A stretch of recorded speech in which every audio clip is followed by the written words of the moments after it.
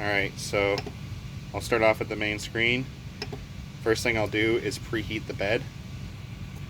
Doing that by going to prepare, preheat PLA, preheat. Once the bed hits 60, then I'm ready to kind of start the calibration. First thing I do here, I just put my piece of paper kind of in place where I'm going to start in the corner there. I go back in here, I go to prepare, and then I go to auto home. Wait for the printer to go home. Send it.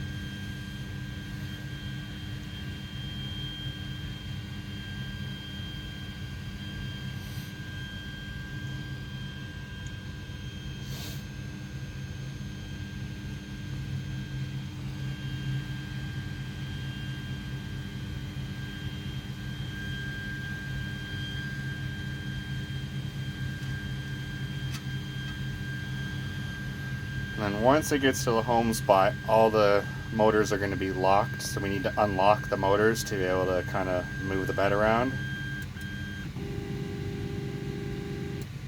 So now that it's auto homed, the zeros don't flash anymore because it knows it's homed. There, you can go back into prepare and hit disable steppers. Once you hit that, nothing really changes on the screen, but it disables them. You can kind of just go back home, and from there you can move the bed around.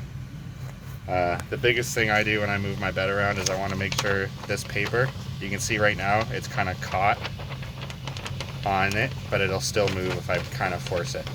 I like a good drag, and I like a good drag all the way around. So I'll go down to here, I'll move my head over to the other side, make sure I got a good drag, still got a nice drag there. Come back up to the front, check here, still got a nice drag.